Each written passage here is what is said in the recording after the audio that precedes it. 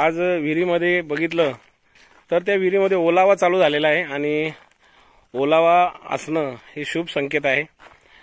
गेले 15 दिवसापासून या रखरखीत उन्हामध्ये विहीर खोदण्याच्या कामामध्ये आज बघितलं तर तुम्ही बघितलं तर ओलावा हा दिसतो।